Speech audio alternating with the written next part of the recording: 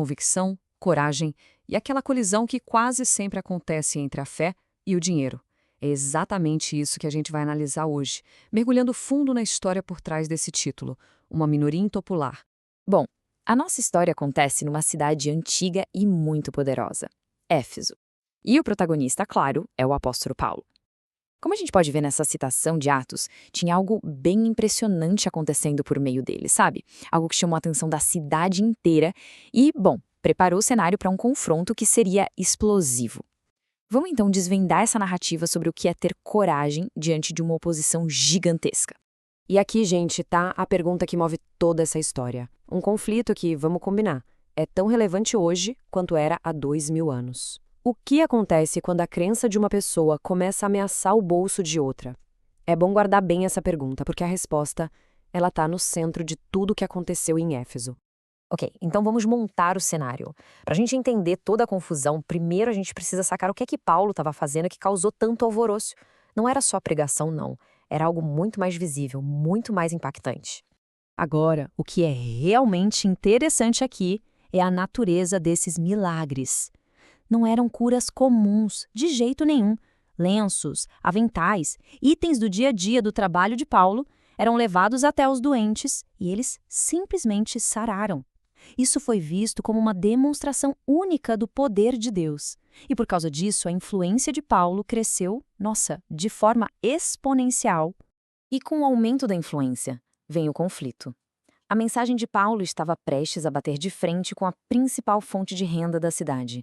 A fé estava prestes a desafiar e muito a fortuna.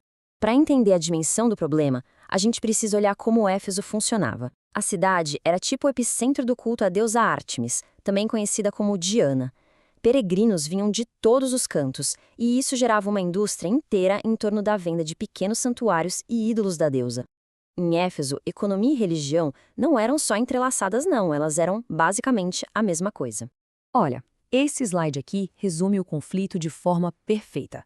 De um lado, você tem a fé de Paulo, que ensinava que ídolos feitos por mãos humanas não são deuses de verdade. Do outro lado, o lucro de Demétrio, o ourives. Para ele, a mensagem de Paulo não era só uma questão teológica, era uma ameaça direta ao seu ganha-pão. Era inevitável, né? Quando o orgulho de uma cidade e, mais importante ainda, os lucros são ameaçados, as coisas podem sair do controle muito, muito rápido.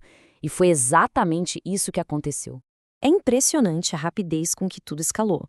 Demétrio juntou os colegas dele e não falou só da perda de lucros, não. Ele apelou para o orgulho que eles tinham da sua deusa e da sua cidade.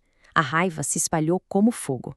Em pouco tempo, 2 companheiros de Paulo, Gaio e Aristarco, foram arrastados pela turba para o meio do grande teatro da cidade. O caos estava instalado. E aqui vem o detalhe mais revelador sobre o comportamento de uma multidão, né? A maioria das pessoas ali nem sabia por que estava protestando. Elas foram simplesmente arrastadas pela fúria coletiva. Uma prova de como a emoção, quando fica descontrolada, pode facilmente passar por cima da razão. Mas no meio de todo esse caos, dessa fúria irracional, alguém precisava intervir. E, felizmente, uma voz de razão apareceu no meio da confusão. Não com força, mas com lógica e com calma. Essa pessoa era o escrivão da cidade, uma autoridade local com muita influência. Ele não tomou partido de ninguém, mas apelou para aquilo que sustenta uma sociedade, a lei e a ordem. A abordagem dele foi um contraste gritante com a paixão cega da multidão. A estratégia dele foi brilhante, e dá para dividir em 3 partes. Primeiro, ele se apegou aos fatos. Os acusados não tinham profanado o templo, nem xingado a deusa. Segundo, de forma bem estratégica, ele lembrou à multidão que o Império Romano não ia gostar nada de uma revolta descontrolada. E terceiro, ele apontou o caminho certo. Demétrio deveria levar suas queixas aos tribunais. Foi uma verdadeira aula de gerenciamento de crise.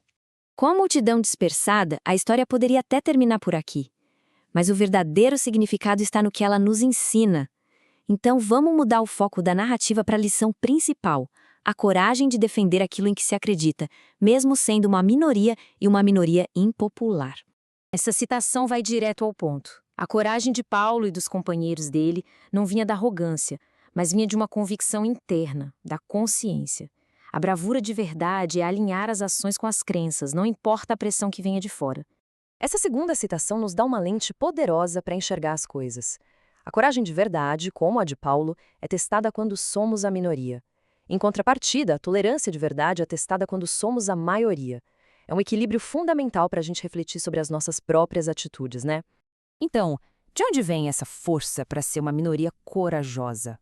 Bom, para os personagens dessa história, a fonte é uma promessa fundamental, como essa que a gente encontra em Josué, a de que não se está sozinho.